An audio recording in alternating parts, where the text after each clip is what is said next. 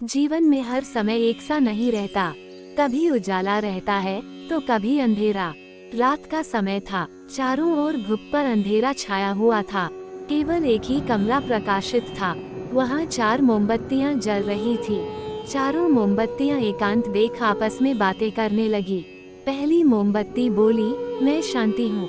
जब मैं इस दुनिया को देखती हूँ तो बहुत दुखी होती हूँ। चारों ओर आपाधापी, लूट खसोट और हिंसा का बोलबाला है। ऐसे में यहाँ रहना बहुत मुश्किल है। मैं अब यहाँ और नहीं रह सकती। इतना कहकर मोमबत्ती बुझ गई। दूसरी मोमबत्ती भी अपने मन की बात कहने लगी, मैं विश्वास हूँ। मुझे लगता है कि झूठ, धोखा, फरेब, बेईमानी मेरा वजूद खत्म करते जा रहे हैं। ये जगह अब मेरे लायक नहीं रही। मैं भी जा रही हूँ। इतना कहकर दूसरी मोमबत्ती भी बुझ गई। तीसरी मोमबत्ती भी दुखी थी। वह बोली, मैं प्रेम हूँ। मैं हर किसी के लिए हर पल जल सकती हूँ, लेकिन अब किसी के पास मेरे लिए वक्त नहीं बचा। स्वार्थ और नफरत का भाव मेरा स्थान लेता जा रहा है। लोगों के मन में अपनों के प्रति भी प्रेम भावना नहीं बची। अब ये सहना मेरे बस की बात नहीं। मेरे लिए जाना ही ठीक होगा। कहकर तीसरी मोमबत्ती भी बुझ गई।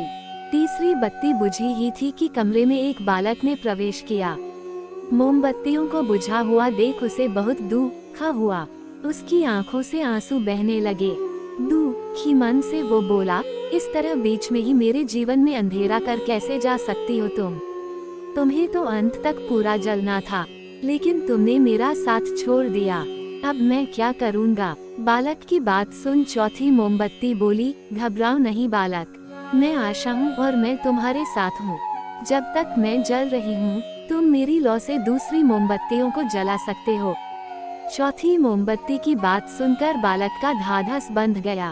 उसने आशा के साथ शांति, विश्वास और प्रेम को पुनः प्रकाशित कर लिया।